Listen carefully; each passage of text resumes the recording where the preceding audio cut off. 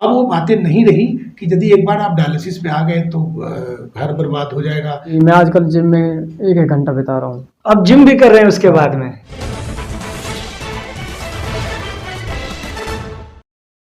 कि क्या अगर किडनी फेलियर की तरफ कोई जाता है तो उसके क्या इलाज है, और क्या डायलिसिस से कोई बंदा वापस आकर के वो नॉर्मल लाइफ भी जी सकता है। आफ्टर ऑल शरीर का लॉस, धन का लॉस और डॉक्टर की मुश्किलें बढ़ती है। मैंने डॉक्टर साहब से कहा था कि सर मुझे डायलिसिस नहीं करानी है। डॉक्टर साहब ने कहा था कि आपको डायलिसिस नहीं करानी, कोई परेशानी नहीं है, लेकिन आपको किसने कहा कि हमेशा आपकी डायलिसिस होगी। तो मेरी आधी से बीमारी और फिर ज़्यादा खत्म हो गई। इस अवधारणा से कि डायलिसिस से कोई पेशेंट बाहर ना आता है, उसका प्रूफ के साथ मैं अपने सामने 2 पेशेंट मेरे हैं। एक पेशेंट जो डायलिसिस से रिकवर हुए हैं और जो दूसरे पेशेंट अभी जस्ट डायलिसिस पे हैं, पर उनकी भी चांसेस है कि वो रिकवर कर जाएंगे। खास मुलाकात सुफियान सैफ के साथ। स्वागत है आपका मेवात टाइम्स में। मैं हूं सुफियान सैफ और इस वक्त मैं मौजूद हूं एबल चैरिटेबल हॉस्पिटल पलवल में, जो वहां का डायलिसिस सेंटर है उसके अंदर मैं बैठा हूं। और मेरे साथ इस वक्त मौजूद हैं डॉक्टर शंभू सिंह शरण, जो किडनी स्पेशलिस्ट हैं, और आज वर्ल्ड किडनी डे भी है। उसी के उपलक्ष्य में हम बातचीत करेंगे। ये भी हम आपको बताएंगे कि क्या अगर किडनी फेलियर की तरफ कोई जाता है तो उसके क्या इलाज है, और क्या डायलिसिस से कोई बंदा वापस आकर के वो नॉर्मल लाइफ भी जी सकता है। एक मेरे साथ पेशेंट मौजूद हैं जो फिलहाल पहले कभी डायलिसिस पे थे, अब वो नॉर्मल लाइफ जी रहे हैं। और एक ऐसे पेशेंट मेरे साथ मौजूद हैं जिनको किडनी की प्रॉब्लम हाल ही में हुई है। मैं दोनों ही पेशेंट के ताल्लुक से डॉक्टर शंभू सिंह शरण से बात करूंगा और ये जानने की कोशिश करूंगा कि इसके ताल्लुक से अवेयरनेस कैसे फैलाई जा सकती है समाज के अंदर, कैसे एक स्वस्थ समाज की हम निर्माण कर सकते हैं। बहुत बहुत स्वागत है आपका सर। नमस्कार। वर्ल्ड किडनी डे पे मैं ये मैसेज आम जनता तक पहुंचाना चाहता हूं, खास करके उनके लिए जो डायलिसिस से बहुत डरते हैं। और डायलिसिस की बात जैसे ही कंसल्टेंट नेफ्रोलॉजिस्ट या किडनी स्पेशलिस्ट उनको बताते हैं तो एक बार वो डायलिसिस को ये मान लेते हैं कि चलिए एक बार डायलिसिस स्टार्ट हो गई तो कभी बंद नहीं होगी। पर इसके लिए सबसे ज़रूरी बात ये है कि यदि किसी ने डायलिसिस डिसाइड करके आपको कहा है करने के लिए, तो कंटिन्यूअस फॉलोअप में रहने पे और डॉक्टर किडनी स्पेशलिस्ट को दिखाते रहने पे बहुत सारे पेशेंट होते हैं जो डायलिसिस से निकल भी आते हैं। और इसलिए ये मैसेज इसलिए मेरे लिए बहुत अहमियत रखता है क्योंकि इस सुदूर प्रांत में, इस एरिया में मैंने ये बहुत कुछ देखा है कि बहुत सारे पेशेंट डायलिसिस के डर से किडनी डॉक्टर की सलाह बंद करके दूसरे भिन्न डॉक्टर से सलाह ले लेते रहते हैं और उनकी रिकवरी नहीं हो पाती है। और फिर घूम के जब वो इमरजेंसी सिचुएशन आता है तो फिर वापस वो डायलिसिस पे आते हैं। तब तक उनका पैसा भी चला जाता है, शरीर भी खत्म हो जाता है और उनके साथ जो चैलेंजेस हैं उसके लिए वो छोटे जगहों पे उनका इलाज करना भी मुश्किल होता है। तो इसमें आफ्टर ऑल शरीर का लॉस, धन का लॉस और डॉक्टर की मुश्किलें बढ़ती है। इस अवधारणा से कि डायलिसिस से कोई पेशेंट बाहर ना आता है, उसका प्रूफ के साथ मैं अपने सामने 2 पेशेंट मेरे हैं। एक पेशेंट जो डायलिसिस से रिकवर हुए हैं और जो दूसरे पेशेंट अभी जस्ट डायलिसिस पे हैं, पर उनकी भी चांसेस है कि वो रिकवर कर जाएंगे। इन दोनों को साथ में रखते हुए ये मैसेज उनके जरिए ही मैं लोगों के तक पहुंचा रहा हूँ। तो ये अभी इसके बाद मेरे पेशेंट बात करेंगे। वीरेंद्र शर्मा मौजूद हैं जो पहले डायलिसिस पे चले गए थे, उसके बाद वो नॉर्मल लाइफ जी रहे हैं।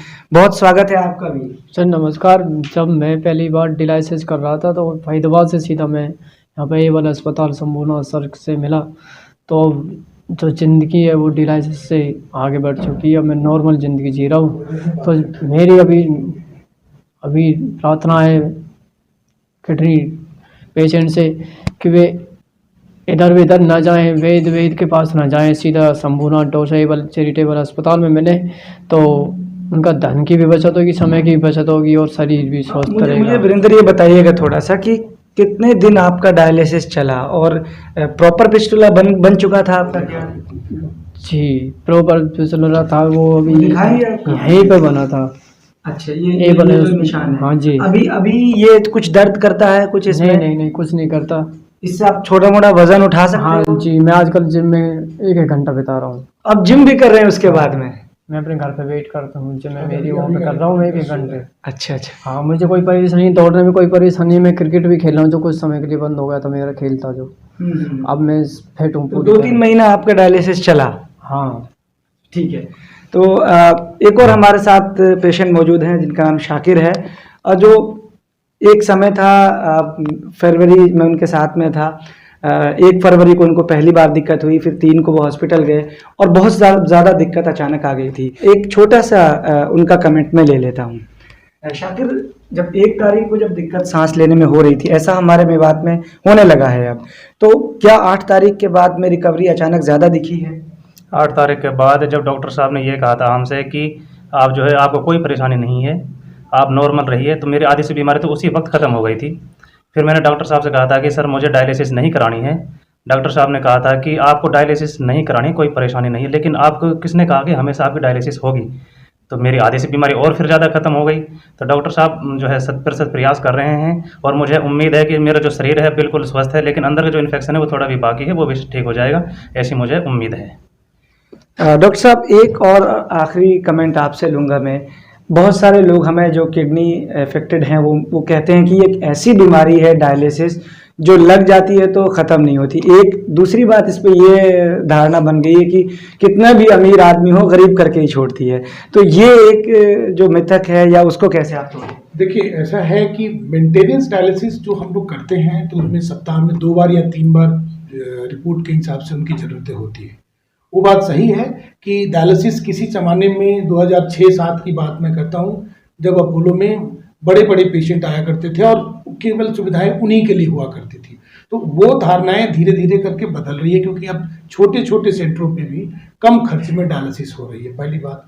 दूसरी बात, जो ट्रीटमेंट में पहले दवाइयाँ कम हुआ करती थी, अब हर दिन कोई ना कोई नई दवाई आती जा रही है और लोगों के कंसर्न भी अच्छे हो रहे हैं, तो उससे खर्चा तो काफ़ी कम हो गया। पहले 4,000-5,000 एक डायलिसिस में लगा करता था, आज मैं एबल में 800 रुपये में डायलिसिस करता हूँ और वो पेशेंट को ओपीडी करता हूँ, वो 200-300 रुपये में ओपीडी करता हूँ। तो ये खर्चा तो उस खर्चे के मुकाबले बहुत ही कम है।